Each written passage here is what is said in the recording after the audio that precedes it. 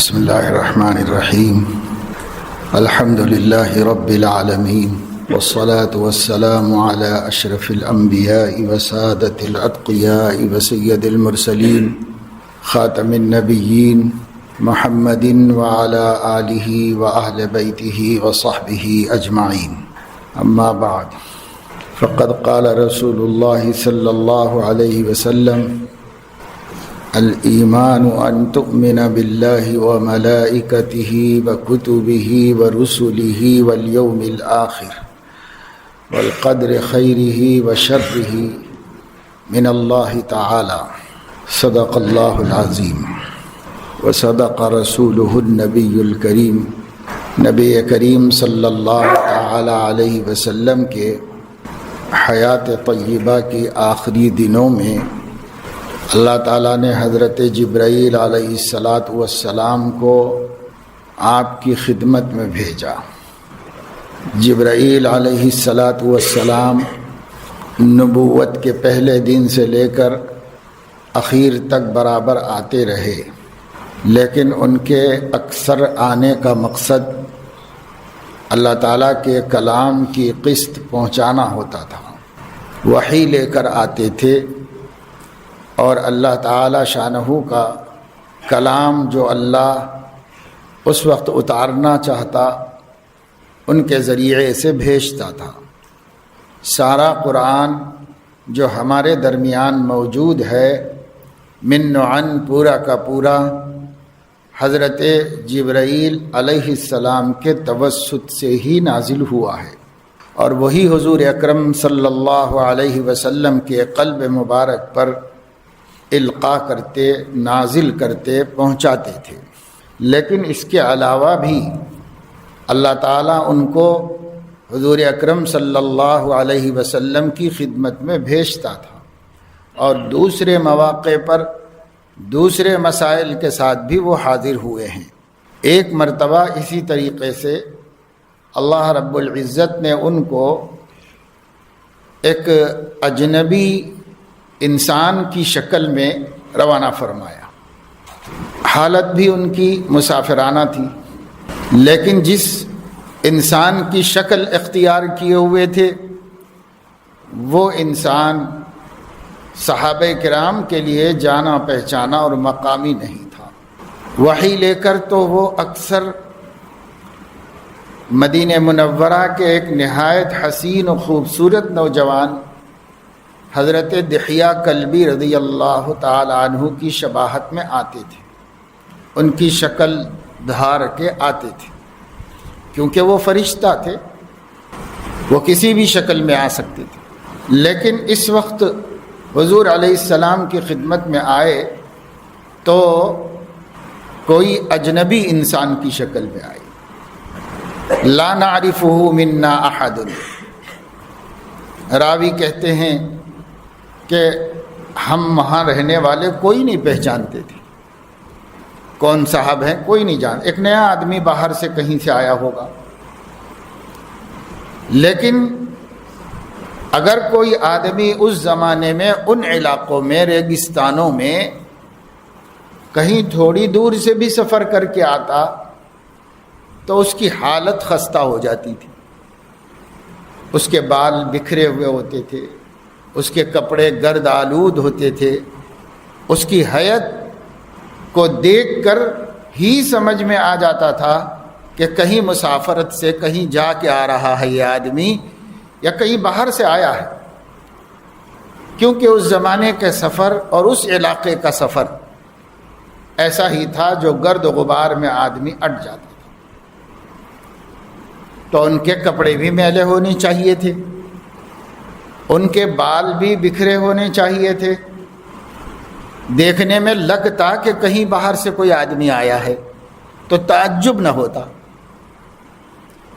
لیکن تعجب اس پر ہوا کہ نہ تو کوئی مدینے والے جانتے تھے ان کو، مقامی آدمی نہیں تھا، نہ تو مسافرت کی شکل نظر آ رہی تھی، اس لیے کہ ایسا محسوس ہو رہا تھا کہ ایک دم فریش ہو کر آئے ہوئے ہیں۔ بال نہایت سیاہ اور کالے تھے، جیسے نہا لینے کے بعد، غسل کر لینے کے بعد صاف ستھرے بال ہوتے ہیں، کپڑے نہایت اجلے اور صاف ستھرے تھے، جیسے کوئی ابھی ابھی گھر سے کپڑے پہن کر نکلا ہو۔ شدید بیاض الثوب و شدید سواد الشعر، ایک دم کالے بال اور ایک دم اجلے کپڑے۔ یہ دیکھ کر سمجھ میں آ رہا تھا کہ یہیں کہیں اڑوس پڑوس کے محلے کا آدمی ہوگا، لیکن صورت شکل دیکھو تو یہ سمجھ میں آ رہا تھا کہ کوئی مقامی آدمی تو نہیں ہے، بھائی کوئی بھی نہیں جانتا ان کو کون ہے، بالکل اجنبی نیا آدمی باہر سے آیا ہے۔ یہ چیز وہاں موجود صحابہ کرام کے لیے تعجب کا سبب بنی۔ وہ غور سے دیکھتے رہے، آدمی بالکل نیا ہے، باہر سے آیا ہے، اور اس حال میں آیا ہے کہ یہیں کہیں تیار ہو کر گھر سے تیار ہو کے آ رہا ہے۔ ایسا ایک تعجب کی بات یہ ہو گئی۔ دوسری تعجب کی بات یہ ہو گئی کہ یہ موصوف آ کے بیٹھے تو سب سے قریب میں جا کے بیٹھ گئے۔ اجنبی نیا آدمی آتا ہے تو ذرا تکلف ہوتا ہے، اس کو دور بیٹھتا ہے، جلدی مانوس نہیں ہوتا کسی سے، لیکن اتنا قریب، جتنا قریب تو یہ بڑے بڑے صحابہ بھی نہیں بیٹھ سکتے تھے، اتنا قریب جا کر کے بیٹھ گئے حضور علیہ السلام کے، حتیٰ کہ اپنے گھٹنے ان کے گھٹنوں سے ملا دیے اور اپنے پیر ان کی رانوں، اپنے ہاتھ ان کے رانوں پہ رکھ دیے، بالکل قریب ترین ہو گئے۔ اتنا بے تکلف تو کسی صحابی کو ہمت نہیں ہوگی بھائی، اتنا بے تکلف ہو جائیں حضور سے، لیکن وہ اتنے بے تکلف، گھٹنے گھٹنوں سے ملا دیے اور ہاتھ آپ کے گھٹنوں پہ رکھ دیے، اتنے قریب آ کر کے بیٹھ گئے۔ حضور علیہ السلام کو تو کچھ تکلف نہیں ہوا، حضور علیہ السلام تو سمجھتے تھے فرشتے کو، لیکن دیکھنے والوں کو کچھ سمجھ میں نہیں آیا۔ تو صحابہ کہتے ہیں اب دوسرے تعجب کی بات یہ ہو گئی، پہلی تعجب کی بات وہ تھی، اب یہ دوسری تعجب کی بات ہو گئی کہ ایسا کیسا پرانا دوست نکل گیا ہے، کوئی جانتا ہی نہیں، کوئی پہچانتا ہی نہیں۔ اتنی ہمت تو نہ صدیق اکبر کو ہوئی نہ عمر فاروق کو جتنی ان کو ہو گئی۔ پھر انہوں نے، اس شخص نے حضور علیہ السلام سے کچھ سوالات کی، آپ ان کے جواب دیتے رہے۔ اس سے موجود صحابہ کرام کو بہت علم حاصل ہوا، ان کا ہر سوال بہت اہم سوال تھا، اور حضور علیہ السلام کا جواب اگرچہ کہ ایک طویل عرصے میں صحابہ کرام نے یہ باتیں مختلف موقعوں پر سنی تھیں، مختلف انداز سے سنی تھی، لیکن اسلام کے، ایمان کے، احسان کے ایک جامع اور مختصر تعارف کے طور پر کبھی کسی نے پوچھا بھی نہیں تھا، اور کبھی اس طرح حضور علیہ السلام نے جامع معنی تعارف بھی نہیں کرایا تھا، ایک ہی موقع پر مختصر سی بات کہہ دیے ہوں اس طرح۔ اس لیے اس سے صحابہ کو بہت علم حاصل ہوا، اور اسلام، پورا خلاصہ اسلام کا ایک ہی مجلس میں سامنے آ گیا۔ پھر جب سوال جواب ہو گئے تو یہ جو سائل تھے انہوں نے شکریہ ادا کیا، اٹھ کے کھڑے ہو گئے، وہ چلے گئے۔ تھوڑی دور چلے گئے ہوں گے، حضرت علیہ السلام نے کسی سے کہا کہ دیکھو وہ صاحب جو آئے تھے وہ کدھر گئے؟ تو اٹھ کے ان کے پیچھے ان کو دیکھنے کے لیے گئے کہ بلائیں، وہ بلا کے واپس لائیں، لیکن وہ اتنی دیر میں غائب ہو گئے تھے، نظر نہیں آئے، کسی کو ملے نہیں۔ پھر وہ تھوڑا دو چار قدم چل کے پھر فرشتہ بن گئے، غائب ہو گئے، آئے نہیں، ملے نہیں، کسی کو نظر نہیں آئے۔ اور لوگوں کو تعجب ہوا کہ بھئی ایسا کون آدمی ہے جو یہیں سے غائب ہو گیا، مسجد ہی میں سے، پتہ ہی نہیں چلا کہاں چلا گیا۔ بعد میں حضور علیہ السلام نے کسی موقع پر سیدنا عمر فاروق رضی اللہ تعالی عنہ سے پوچھا، آپ جانتے ہو صاحب جو آ کر کچھ باتیں پوچھ گئے تھے کون صاحب تھے؟ انہوں نے کہا ہم تو نہیں جانتے، ہم تو بہت حیرت ہی میں ہیں، جب سے دیکھا ہے جب سے حیرت میں ہیں۔ کون صاحب تھے؟ آپ علیہ الصلاۃ والسلام نے فرمایا اتاکم جبریل یعلمکم دینکم، یہ جبرائیل تھے جو تم لوگوں کی موجودگی میں آئے تھے اور تمہیں ہی تمہارا دین سکھانے کے لیے آئے تھے، یعنی دین کا ایسا جامع تعارف کہ سب کو یاد رہے اور قیامت تک کے لوگوں تک پہنچ جائے۔ ایسا ایک ہی موقع پر ایک ہی مجلس میں کسی نے اس طرح سوال کیا نہیں تھا، پوچھا نہیں تھا۔ اللہ نے فرشتے کو تعلیم دے کر بھیجا، تم جاؤ میرے نبی کے پاس اور صحابہ کی موجودگی میں مسلمانوں کے سامنے سوال کرو، اور ان سوالات سے وہ جو جوابات دیں گے میرے علم سے اور میرے دیے ہوئے دین سے، وہ ایک جامع تعارف ان کے سامنے آ جائے گا جو سب کو کام آئے گا، ہمیشہ کام آئے گا، ہر علاقے میں کام آئے گا۔ اب اگر کوئی کسی سے پوچھے کہ ایمان کیا ہے تو بس یہ جواب ہے جو حضور علیہ السلام نے بتا دیا۔ کوئی پوچھے کہ اسلام کیا ہے تو وہ جواب ہے جو حضور علیہ الصلاۃ والسلام نے بتا دیا۔ کوئی پوچھے احسان کیا چیز ہے تو حضور علیہ السلام نے جو بتا دیا وہی اس کی حقیقت ہے۔ مختصر سا تعارف، مختصر سا جواب۔ اور پھر کوئی پوچھے کہ قیامت کب قائم ہوگی تو اس کا جواب وہی ہے جو اس حدیث میں حضور علیہ السلام نے بتایا، اس موقع پر جو آپ نے جواب دیا۔ پہلا جواب تو یہ دیا کہ جو تم مجھ سے پوچھ رہے ہو، جتنا تم جانتے ہو اس سے زیادہ میں نہیں جانتا۔ صحابہ کو اس پر بھی بڑا تعجب ہوا تھا، یعنی مل مسئول عنہا بأعلم من السائل، جو شخص پوچھا جا رہا ہے پوچھنے والے سے زیادہ نہیں جانتا، یعنی اس کا مطلب یہ ہے نہ تم جانتے ہو نہ میں جانتا ہوں، کیونکہ حضور کو تو معلوم تھا کہ یہ فرشتہ ہے، جبرائیل ہے، تو اتنی وحی لے کے آئے ہیں، اتنی مرتبہ آئے ہیں، کبھی آیا ہے اللہ کی طرف سے ایسا پیغام؟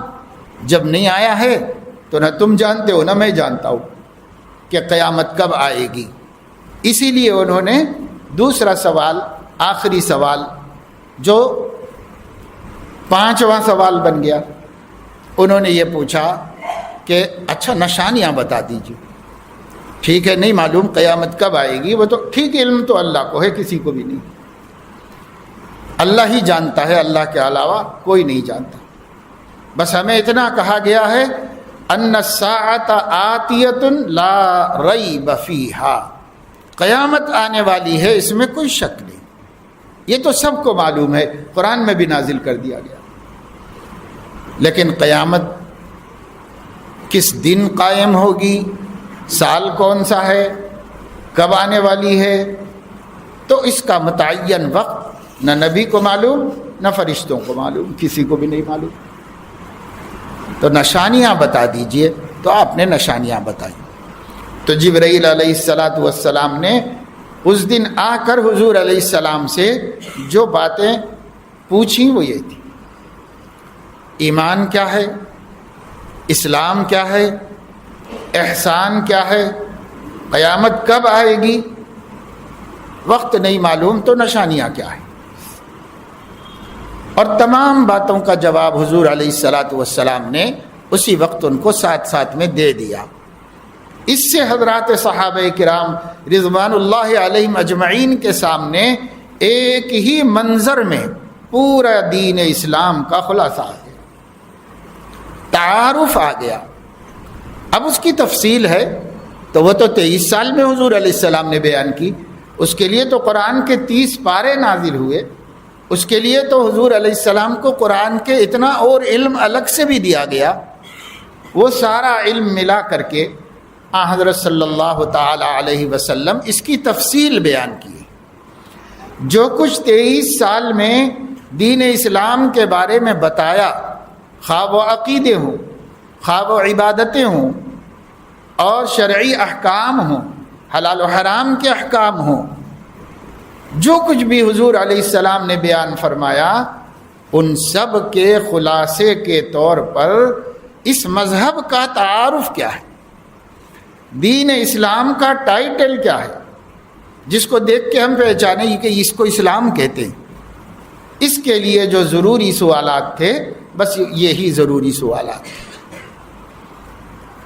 تو ایمان کے بارے میں جب پوچھا گیا تو حضرت علیہ الصلاۃ والسلام نے فرمایا ان تؤمن باللہ وملائکتہ وکتبہ ورسلہ والیوم الآخر والقدر خیرہ وشرہ من اللہ تعالی.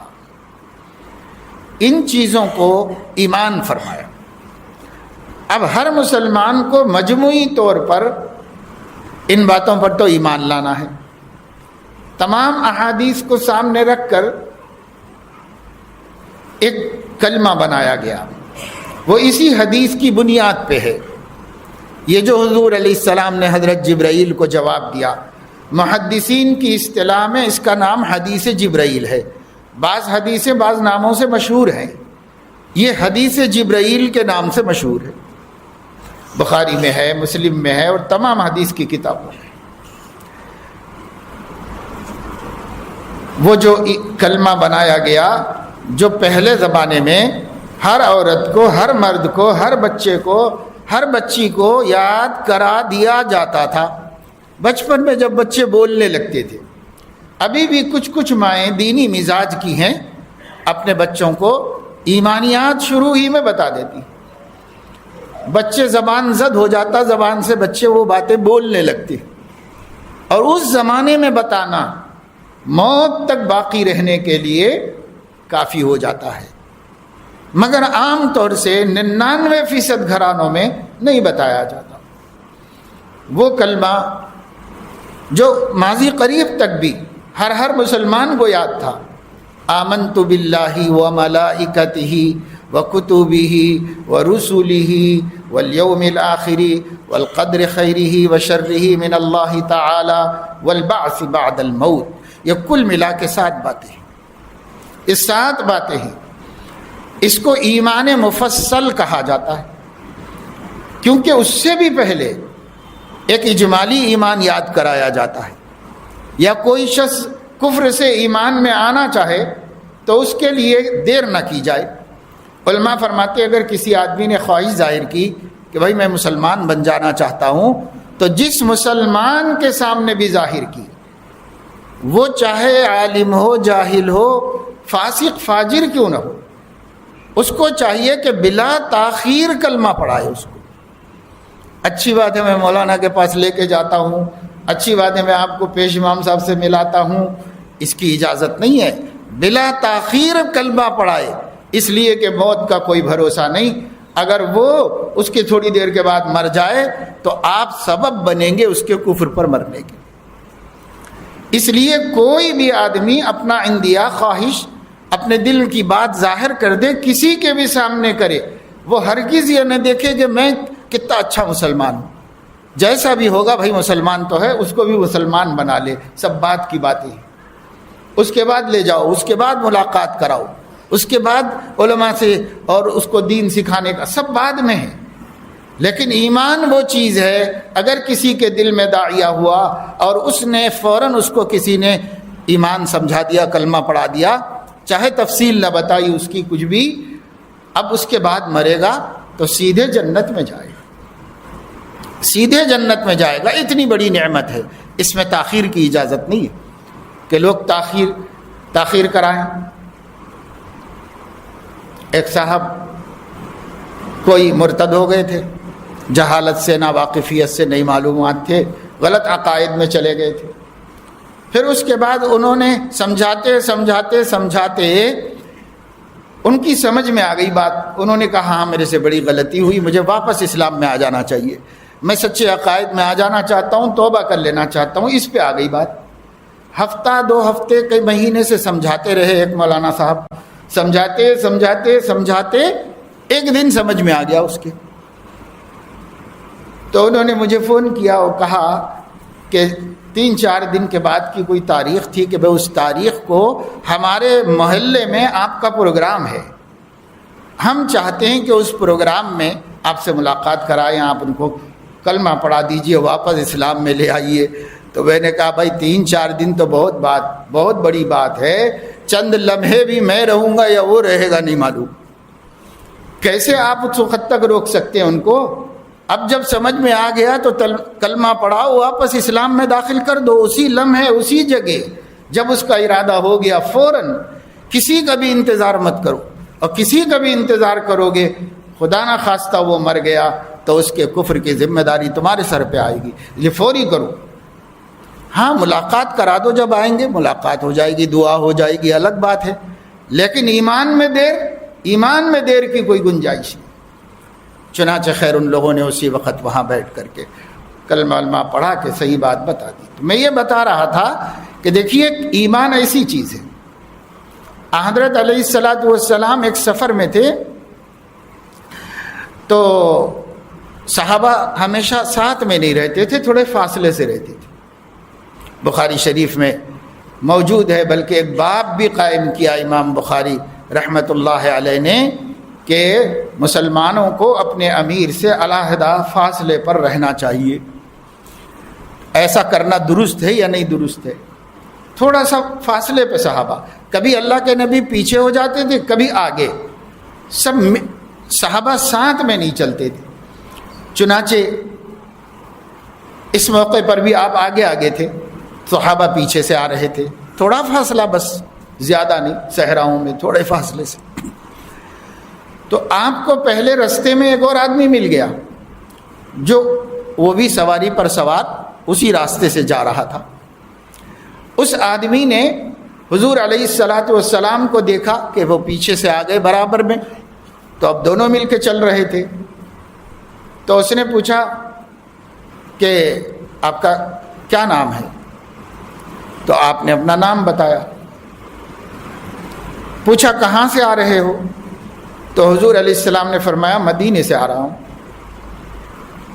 اس نے پوچھا کہ مدینے میں ایک صاحب اپنے کو اللہ کا نبی کہتے ہیں، کیا آپ ان کو جانتے ہیں؟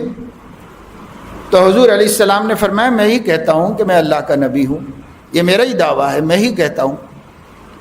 تو اس نے کہا اچھا آپ ہی کہتے ہیں، تو کیا کہتے ہیں آپ؟ کس چیز کی طرف بلاتے ہیں لوگوں کو؟ آپ نے یہ ایمان کی 3-4 باتیں بتائی. اللہ کے ایک ہونے کی شہادت دینا، میرے نبی ہونے کی شہادت دینا، نماز پڑھنا، زکوٰۃ ادا کرنا. اس وقت تک یہی چند ضروری باتیں تھیں. حضور علیہ السلام نے یہی باتیں بتا دی. میں اس کی دعوت دیتا ہوں. اس نے پوچھا کہ اس دعوت کو قبول کرنے کے لیے کیا کرنا پڑتا ہے؟ تو آپ نے فرمایا اقرار کرنا پڑتا ہے کہ یہ جو باتیں ہم بولتے ہیں یہ صحیح ہے، اس کا اقرار کرنا پڑتا ہے. تو اس نے کہا قد اقررت بذالک، میں یہ سب باتوں کا اقرار کرتا ہوں. کیونکہ آپ اتنے اچھے آدمی ہیں، اتنی اچھی باتیں بولتے ہیں، تو ماننا نہ ماننے کی کیا وجہ ہے؟ میں اقرار کرتا ہوں کہ آپ نے جو کچھ کہا اس کے لیے میں اقرار کرتا ہوں. یہ بھی نہیں پوچھا کہ کیا کوئی کلمہ ہے اس کے ادا کرنے کے لیے، یہ بھی نہیں پوچھا. ان کی زبان عربی تھی، عربی میں بات ہو رہی تھی. حضور نے فرمایا اقرار کرنا پڑتا ہے. تو اس نے کہا کہ میں نے اقرار کر لیا، آپ جو باتیں بول رہے ہیں اس کا اقرار کر لیا میں. ابھی اتنی بات ہوئی تھی کہ ان کے اس شخص کے گھوڑے کو ٹھوکر لگی تو وہ گھوڑے نے اس کو نیچے گرا دیا، اور ایسا گرا بیچارہ کہ اس کی روح فوت ہو گئی، روح نکل گئی اس کی. تو حضرت علیہ السلام نے اپنی سواری روک لی. پیچھے سے صحابہ آ رہے تھے، اپنی چادر ہوا میں لہرا کر ان کو رکنے کے لیے کہا. ان لوگوں نے بھی پھر اپنے دوڑاتے ہوئے گھوڑے روکے. ذرا پیچھے سے روکنا پڑتا ہے. تو انہوں نے اپنا قافلہ روکا، اور جب قریب میں آ گئے تو دیکھا کہ ایک گھوڑا گرا ہوا ہے، ایک شخص مرا ہوا ہے. حضرت علیہ السلام رکے ہوئے ہیں. لیکن آپ نے کیا فرمایا صحابہ سے کہ بھائی ذرا اتر جاؤ، رک جاؤ، یہاں پر اپنے بھائی مسلمان کی تجہیز و تکفین کر دو. تو اب بھائی مسلمان ہوا ہے، پوری زندگی میں نبی کے سنائی ہوئی باتیں زبان سے دہرائی بھی نہیں، صرف سن کر اقرار کر. بس آپ جو کہتے ہیں میں مانتا ہوں، ختم. مانتا ہوں، مسلمان ہو گیا. مسلمان ہو گیا اور جنت میں چلا گیا.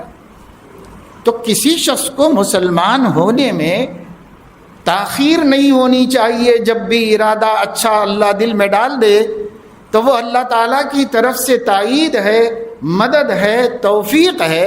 اس توفیق کا ہمیں علم ہو جائے، اب وہ دل میں رکھ کے دیر کرے وہ جانے، لیکن جب ہمیں علم ہو جائے تو ہم تاخیر نہ کریں۔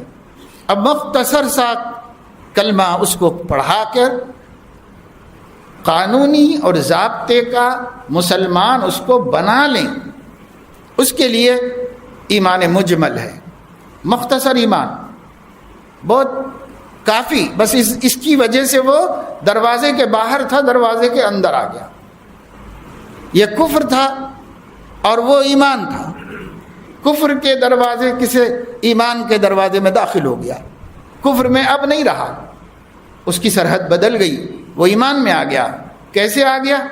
آمنت باللہ کما ہوا باسمائہ وصفاتہ وقبلت جمیع احکامہ، میں اللہ پر ایمان لاتا ہوں جیسے بھی ہیں اللہ پاک ہیں، بس ان پر ایمان لاتا ہوں، وہ جیسے جو ان کی شان ہے اس شان سے میں ان کے اوپر ایمان لے آیا، اور اس نے جو احکام بھیجے ہیں سب احکام میں نے قبول کر لیے۔ کیا احکام ہے؟ کچھ بھی نہ معلوم، نماز بھی نہ معلوم ہو، روزہ بھی نہ معلوم ہو، کیا احکام ہیں کچھ نہیں معلوم، بس یوں کہہ دے کہ اس نے جتنے احکام بندوں کے لیے بھیجے میں نے سب قبول کر لیے۔ یہ ہے بہت بریف مختصر ایمان، اتنا سا اللہ پر ایمان لایا، اللہ کی شان جیسی بھی ہے اور اس کے سب حکم مجھے قبول ہیں، آ گیا، اب باہر تھا اندر آ گیا اسلام میں۔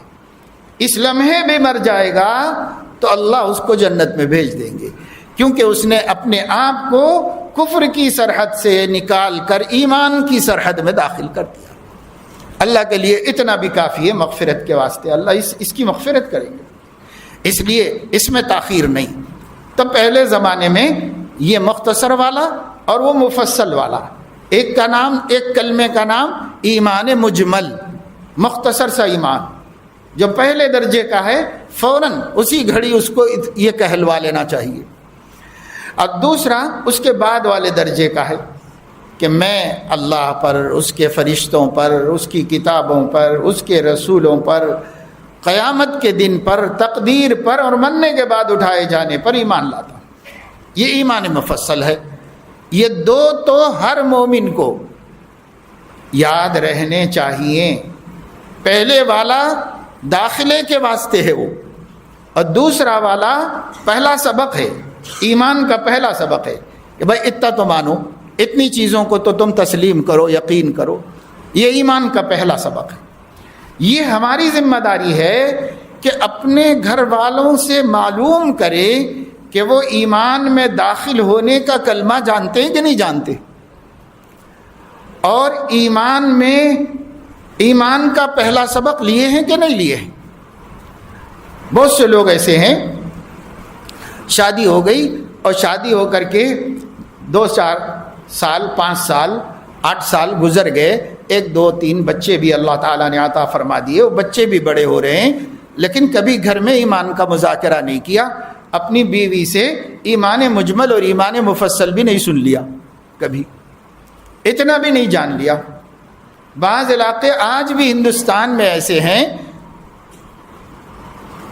جہاں رواج یہ پڑا ہوا ہے کہ جب دولہا ایجاب و قبول کے لیے، نکاح پڑھنے کے لیے مسجد میں آتا ہے یا جہاں پر بھی اس کا نکاح ہو رہا ہے تو قاضی صاحب اس کو پہلے کلمہ پڑھاتے ہیں،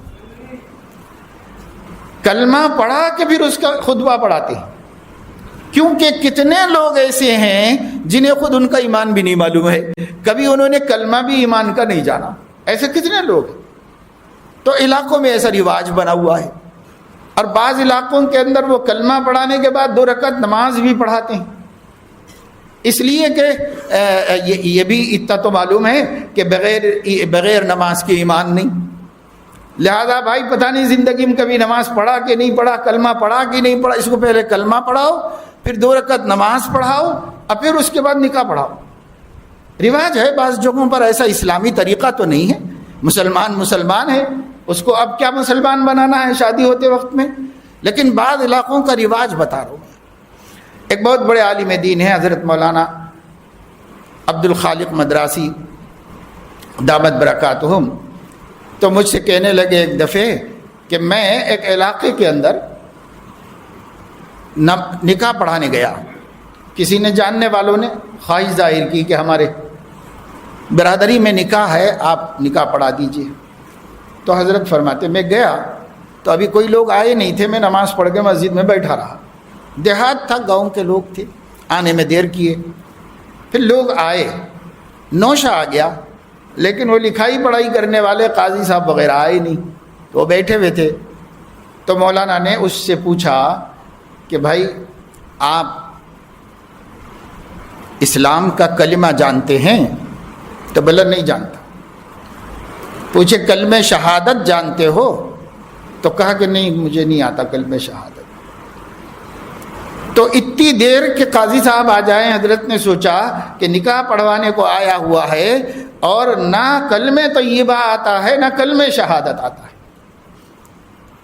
22-24 برس کی عمر ہو گئی، کم سے کم آج کل تو نکاح 25-26 سال میں نوجوان کر رہے، کلمہ طیبہ بھی نہیں آتا، اس کے الفاظ بھی نہیں آتے، کلمہ شہادت بھی نہیں آتا۔ بٹھا کے اس کو یاد کرا کے کلمہ طیبہ اس کو یاد کرایا، پھر کلمہ شہادت یاد کرایا، پھر قاضی صاحب آئے، پھر وہ کارروائی وغیرہ ہوئی۔ تو یہ کیوں؟ اس واسطے کہ ہم نے مومن اپنے کو کہنا کافی سمجھا، ایمان جاننے کی ضرورت نہیں سمجھی کبھی۔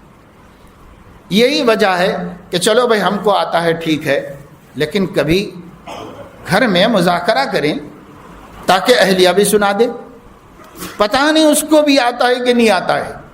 وہاں تو مولوی صاحب کو مل گیا تھا تو انہوں نے یاد کرا دیا، ابھی کہاں ملی کسی مولوی صاحب کو کہ اس کو یاد کرا دیا جائے۔ ماں باپ کراتے ہیں تو کراتے ہیں، نہیں تو کچھ بھی نہیں۔ ابھی ہے الحمدللہ کچھ رواج، لیکن آپ سماج کا جائزہ لے کر دیکھیں، اکثر گھرانوں کو نہیں پتہ ہے کلمہ کیا ہے، اکثر گھرانوں میں نہیں پتہ ہے۔ اب ہم لوگ جو نماز روزہ کر لیتے ہیں، مسجد آ جاتے ہیں، نماز پڑھ لیتے ہیں، ماحول ہے تھوڑا سا اور کچھ نہ کچھ دین کا شعور ہے، تو گو ہمارے گھر میں ہوگا اس کا ذکر، لیکن آپ سماج کی بات کر رہا ہوں، سماج کو دیکھیے، پورے معاشرے اسلامی کو دیکھیے، تو آپ کو پتہ چلے گا کہ عمریں گزر رہی ہیں، کلمہ طیبہ بھی زبان پر درست نہیں، عمریں گزر رہی ہیں۔ اور یہ ہمارا ہی حال نہیں ہے، بہت سے اسلامی ممالک کا بھی یہی حال ہے۔ ایک بہت بڑے عالم دین ہیں، آپ نے نام تو سبھی لوگوں نے سنا ہوگا، حضرت مولانا خلیل الرحمن سجاد نعمانی دامت برکاتہم، تقریباً سبھی مسلمان ہندوستان کے ان کا نام جانتے ہیں۔ وہ جس زمانے میں مدینہ منورہ میں پڑھ رہے تھے، مدینہ یونیورسٹی کے اندر، اس زمانے کا واقعہ سنایا کہ ہر جمعرات کو ہم لوگ دیہاتوں میں جاتے تھے، تو ایک دیہات میں جا کر بڈھے لوگوں کو، یعنی بدو لوگ، قبیلے والے جو گاؤں میں رہتے ہیں وہاں کے، ان میں سے ضعیف بوڑھے لوگوں کو پکڑ کے لائے مسجد میں، گاؤں میں جو مسجد تھی وہیں لے کے بیٹھے اور ان لوگوں سے کلمے کا حلقے بنا کے کلمے سننا، کلمے سیکھنا سکھانا کا کام کر رہے تھے۔ تو ایک بڑے میاں تھے، 70 برس سے زائد عمر کے تھے، ان کو کلمہ طیبہ سکھانے میں باوجود عرب ہونے کے اور بدو ہونے کے بڑی مشکل سے کلمہ طیبہ ان کی زبان پہ چڑھا۔ پھر کلمہ شہادت یاد کرایا گیا ان کو، پھر انہوں نے کلمہ شہادت یاد کر لیا، پھر اس کے بعد وہ رونے لگے، اب بہت روئے۔ پوچھا تو انہوں نے بتایا کہ آج میں اس عمر میں مرنے سے پہلے کلمہ طیبہ اور کلمہ شہادت یاد کر سکا ہوں، ٹھیک سے پڑھ سکا ہوں۔ آپ لوگ کہہ رہے ہیں کہ صحیح سے پڑھ رہا ہوں میں، حالانکہ مجھے اتنا تو معلوم ہے کہ میں صحابی رسول ابو ہریرہ رضی اللہ تعالیٰ عنہ کی اولاد میں ہوں۔ جس شخص کے علم نے، جس شخص کی حفاظت حدیث نے سارے عالم میں اسلام کو زندہ رکھا ہوا ہے، اس شخص کی اولاد میں جا کر کلمہ شہادت بھی نہیں آتا، کلمہ طیبہ بھی نہیں آتا۔ کتنے مسلمانوں کے گھر کا حال ہے، میں آپ کو بتانا چاہتا ہوں۔ دیہاتوں کی بات مت کریے، دیہاتی تو دیہاتی ہیں بیچارے، پھر بھی قابل رحم، اپنے شہر میں اڑوس پڑوس آزو بازو اتنا بڑا حیدرآباد، اتنے پڑھے لکھے لوگ یہاں پر، اتنے مالدار لوگ یہاں پر، اپنے محلوں کا جائزہ لے کر دیکھ لیجئے کہ کلمہ طیبہ، کلمہ شہادت، ایمان مجمل، ایمان مفصل کیا چیزیں ہیں معلوم ہی نہیں لوگوں، کیا چیزیں ہیں معلوم ہی نہیں۔ کیوں؟ اس واسطے کہ ہم سماجی مسلمان ہونے پر فخر کیے ہوئے ہیں، ہم سماجی مسلمان ہیں، ہم حقیقی مسلمان بننے کے لیے تیار نہیں۔ سماجی مسلمان ہے، اب اس ہندوستان کے اندر کوئی ہندو ہے، کوئی سکھ ہے، کوئی بدھ ہے، اور کوئی جین ہے، اور کوئی برہمن ہے، کوئی ہریجن ہے، کوئی مسلمان ہے، کوئی عیسائی ہے۔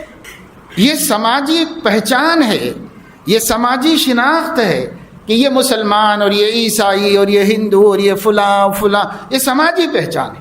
لیکن کیا اس پہچان والے کو کیوں پہچانا جاتا ہوں میں مسلمان کے نام سے معلوم ہے؟ کچھ جانتا ہے کہ مجھے مسلمان کیوں کہا جاتا ہے؟ میرا دین اسلام ہے تو اسلام کس کو کہتے ہیں؟ یہ اتنا ضروری سوال ہے اور یہ اتنا اہم سبق ہے کہ اللہ نے آسمانوں سے افضل الملائکۃ المقربین، سب سے مقرب اور معزز فرشتے کو بھیج کر نبی سے سوال کروایا، یہ بتانے کے لیے کہ میرے بندو سب سے اہم سوال یہ ہے، سب سے ضروری سوال یہ ہے جو نہیں ہو سکا، اس لیے میں نے فرشتے کو بھیج کر نبی سے یہ سوال کروایا۔ ہم نے کیا سوال اپنے گھر والوں سے، یہ باتیں جو اس حدیث میں، صرف اس حدیث جبرائیل میں جو تعارف اسلام کی حدیث ہے، اتنے سوال۔ ایمان کیا ہے؟ اپنی اہلیہ محترمہ سے، بیوی سے پوچھیں کبھی کہ بھائی جانتے ہو ایمان کیا ہے؟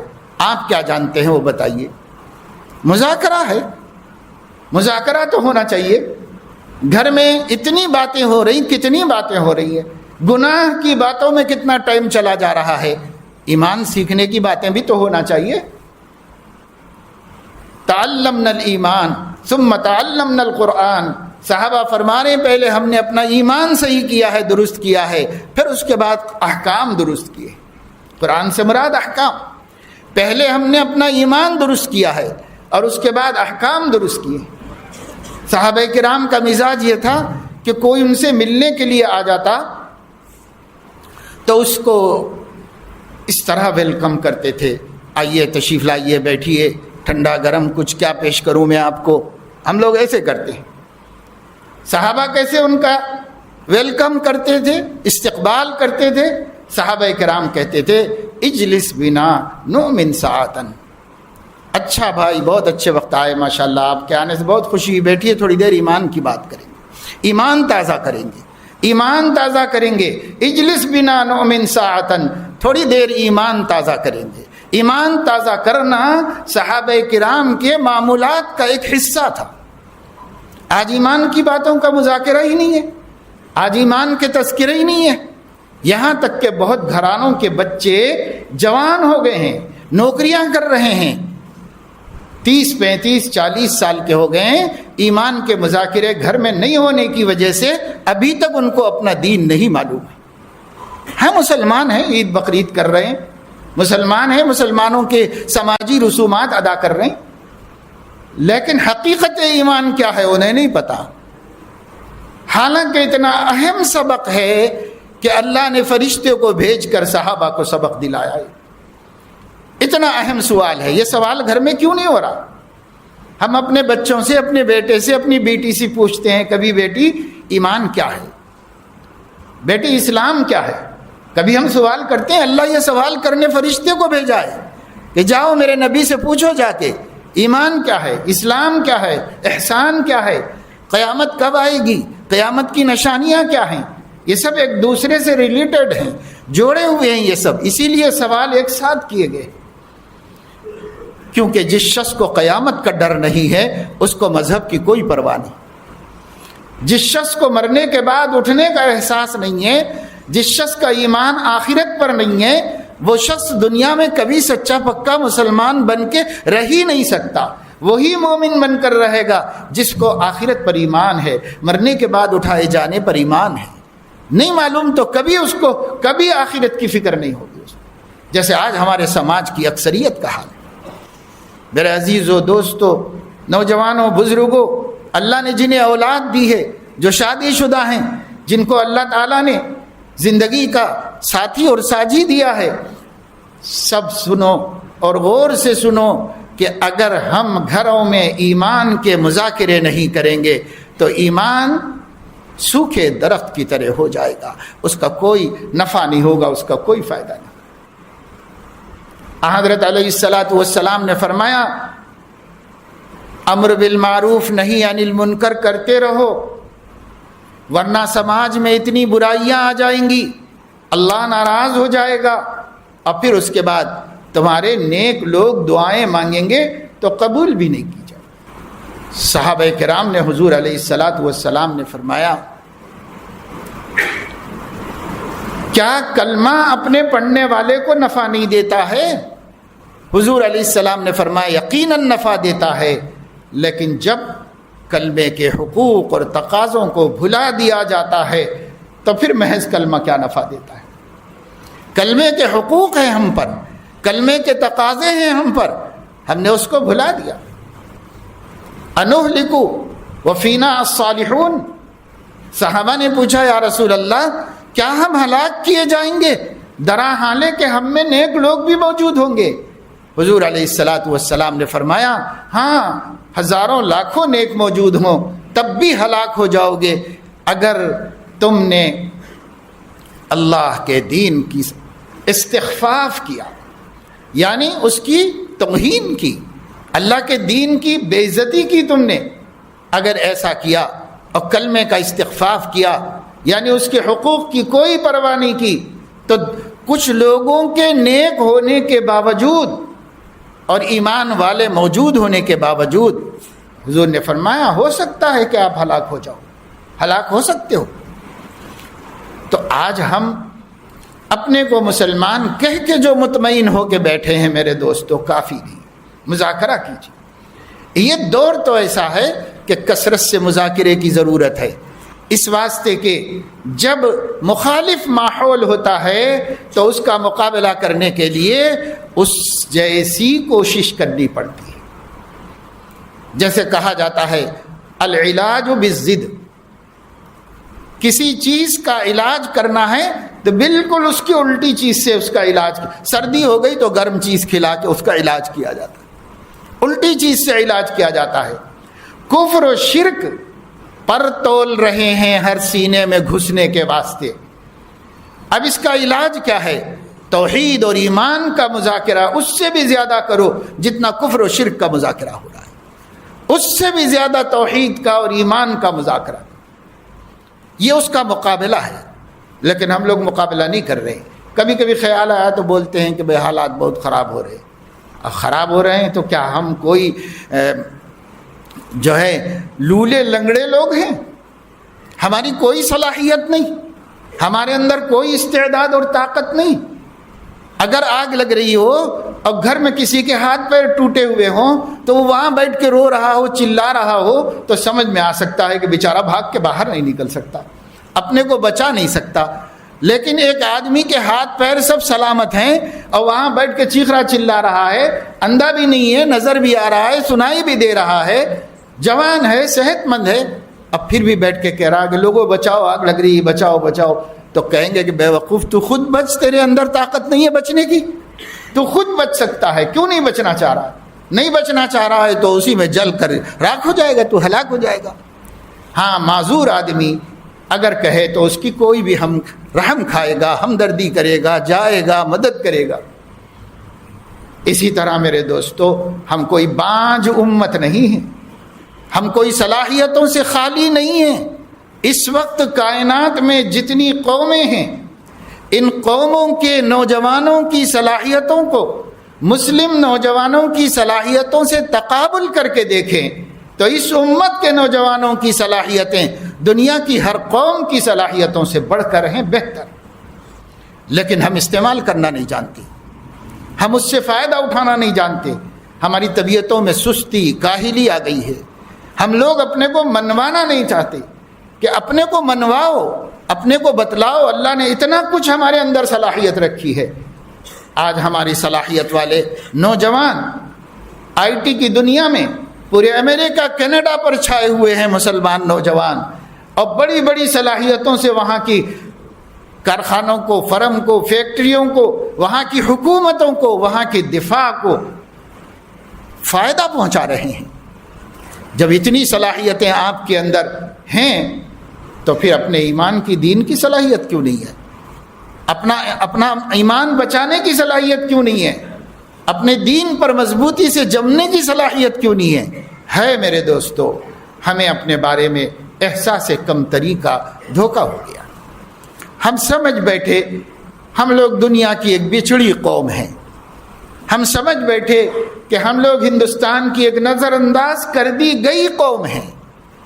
کوئی نظر انداز کر دے، ساری دنیا کر دے ہم کو، لیکن ہم خود کیا اپنے اندر طاقت نہیں رکھتے کہ ہم منوائیں سب کو کہ تم چاہے مانو نہ مانو، تمہارے ضمیروں کو ماننا پڑے گا کہ ہم ایک زندہ قوم ہیں، ہم ایک کامل نبی کی امت ہیں، ہم ایک زندہ قوم ہیں. ہم منوا سکتے ہیں، پر جب لہو و لعب کا شوق ہو جائے، فضولیات کا شوق ہو جائے، جب قوم کے نوجوان گیموں کے اندر پہنچ جائیں، جب قوم کے بڑے بزرگ لوگ فضولیات میں، غیبتوں میں، اخبارات کے دیکھنے میں، آپس کی بحثوں میں مبتلا ہو جائیں، جب قوم کی عورتیں خاندانی لڑائیوں اور جھگڑوں کے اندر پڑی ہوئی ہوں، جب قوم آپس کے انتشار کے اندر پڑی ہوئی ہو، مسلکوں کے جھگڑوں کے اندر پڑی ہوئی ہو، جماعتی جھگڑوں کے اندر پڑی ہوئی ہو، تو یہ قوم زندہ ہونے کے باوجود کل میت ہے، مردوں کی طرح پڑی ہوئی ہے. یہ اپنی صلاحیتیں کب دکھائے گی، کہاں دکھائے گی؟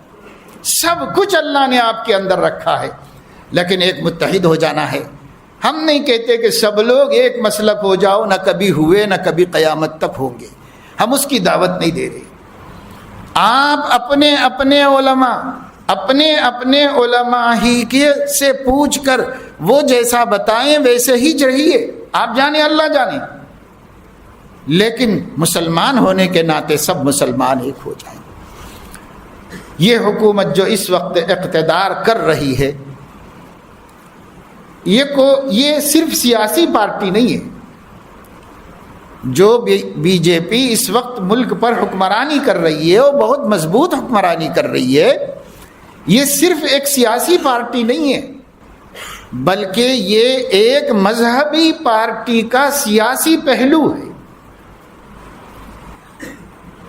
اصلاً اس وقت میں اقتدار RSS کا ہے، اور یہ اس کا سامنے مکھڑا ہے جو سامنے رکھا گیا ہے. یہ اس کا ایک پہلو ہے.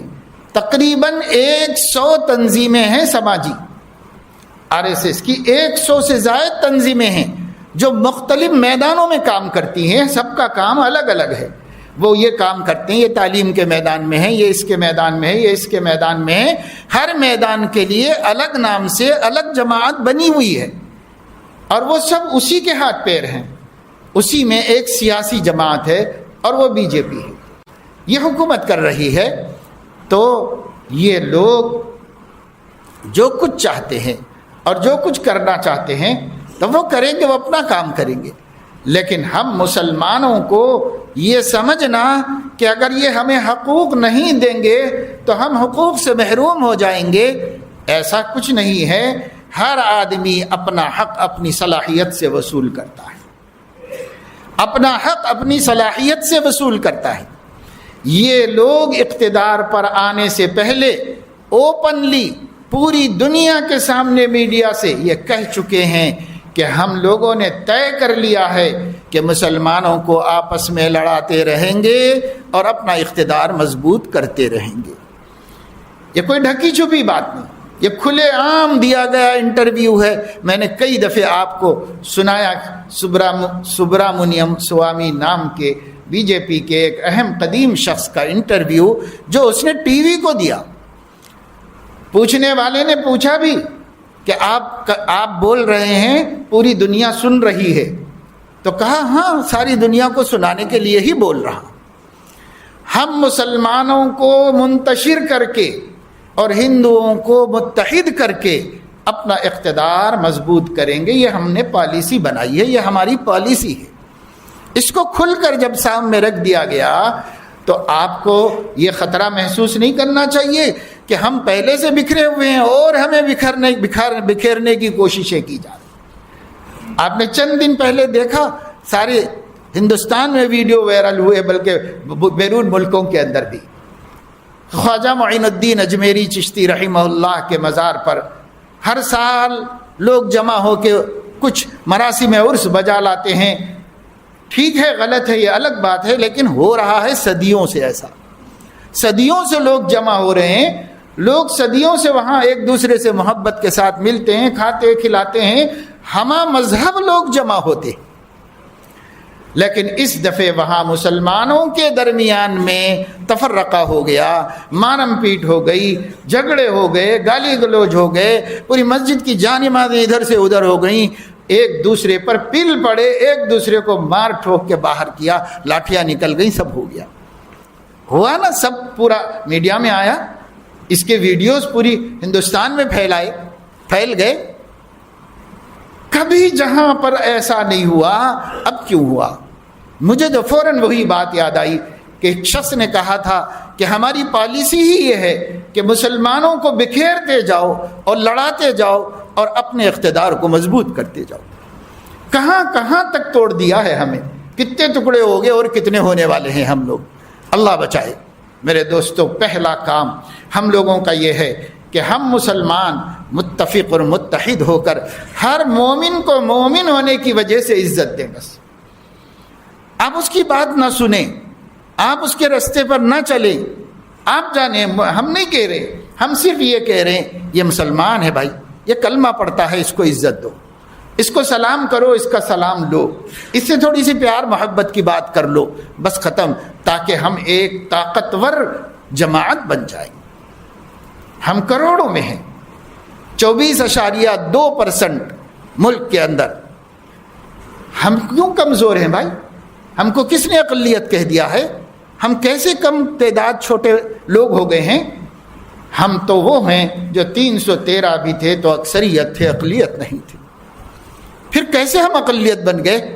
اپنے اندر سے نکالو، اپنے اندر سے نکال دو کہ ہم کم ہیں، ہم کمزور ہیں، ہم محتاج ہیں. ہم کوئی کرم کر دے تو کرم والے ہو جائیں گے، نہیں تو ہمارے لیے کوئی نہیں ہے. یہ اندر سے نکالو. پوری دنیا کسی کے ساتھ ہوگی، اللہ آپ کے ساتھ ہے. اور اللہ کے بعد اور کس کے ہونے کا ہم کو غم ہے اور کس کا انتظار ہے؟ اللہ ہمارے ساتھ ہے. صحابہ بس یہی سوچتے تھے. اکیلا بھی ہوتا تھا، اکیلا صحابی بھی ایک پوری جماعت کے مقابلے پر آ گیا، نہیں ڈرا بالکل. اس نے سوچا اس کے ساتھ سب پورے قبیلے ہوں گے، میرے ساتھ اللہ ہے، اللہ اکیلا کافی ہے مجھے. حسبنا اللہ ونعم الوکیل، حسبنا اللہ ونعم الوکیل، نعم المولا ونعم النصیر. صحابہ کا عقیدہ تھا، ایمان تھا صحابہ. اس لیے میرے دوستو بزرگوں، میں نے آپ کو آج بس یہ بات بتائی کہ آج ہی سے گھروں میں ایمان کا مذاکرہ شروع. جو مرد لوگ ہیں، جو نوجوان ہیں، جو باپ ہے، جو بھائی ہے، جو بیٹا ہے، جو شوہر ہے، وہ خود مسجد میں جا کر عالم دین سے مل کر اس سے پوچھو کہ مجھے ایمان مجمل کی حقیقت سمجھا دیجیے. اور آپ ایک ہفتے تک گھر میں ایمان مجمل کا مذاکرہ کیجیے. ایک ہفتے کے بعد عالم کے پاس جا کر ایمان مفصل کو سمجھ جائیے. تھوڑا سا تعارف، زیادہ نہیں، 15 منٹ 10 منٹ میں سامنے آ جائے گا تعارف. اس تعارف کو لے کر اپنے گھر میں ایک ہفتے تک ایمان مفصل کا مذاکرہ کیجیے. کلمہ طیبہ کا مفہوم سمجھیے، پھر گھر میں اس کا مذاکرہ کیجیے. کلمہ شہادت کا مذاکرہ کیجیے. تیسرا کلمہ جس کو ہم کلمہ تمجید کہتے ہیں، جس میں 4 کلمات ہیں جن کے بارے میں اللہ کے نبی نے خبر دی. احبہن اللہ، جو اللہ کو سب سے زیادہ محبوب ہیں. 4 کلمے، سبحان اللہ، الحمدللہ، لا الہ الا اللہ، اللہ اکبر. بعض لوگ لا حول ولا قوت الا باللہ العلی العظیم بڑھاتے ہیں، 5 ملا لو، اس کی بھی بڑی فضیلت ہے. لاحول کو بھی سمجھنے کی ضرورت ہے، یہ بھی ایمان کا ایک کلمہ ہے، اس کو بھی ہم سمجھیں۔ اسی طریقے سے چوتھا کلمہ جو توحید باری تعالی پر مشتمل ہے، لا الہ الا اللہ وحدہ لا شریک لہ لہ الملک ولہ الحمد وہو علی کل شیء قدیر۔ چھوٹا سا کلمہ ہے، تھوڑا سا معنی سمجھنا، اس کی تفصیل کو جان لینا، گھر میں اس کا مذاکرہ، اپنے بچوں کو یاد کرانا، اپنی بچیوں کو یاد کرانا، ان سے پوچھنا۔ ایک بہت بڑے عالم دین ہیں، اب تو بہت عمر ہو گئی، ویل چیئر پر ہو گئے ہیں، بہت مشکل سے چل پھر پاتے ہیں، اب شہر سے قریب بھونگیر میں رہتے ہیں۔ بھونگیر سے پہلے ایک ہمارا مدرسہ ہے گٹ کے سر میں چلتا ہے، کنڈا مڑگو میں ایک مدرسہ چلتا ہے، بچے پڑھتے ہیں چھوٹے چھوٹے وہاں پر۔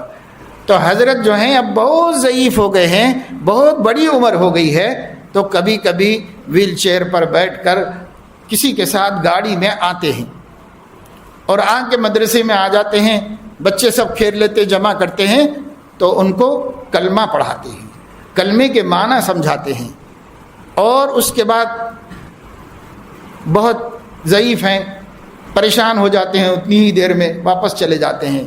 ایک آدھ ہفتہ 10 دن کے بعد دوبارہ آتے ہیں، پھر دوبارہ آ کر بچوں سے پوچھتے ہیں میں گزشتہ دفعے کیا آپ لوگوں کو یاد کرایا تھا؟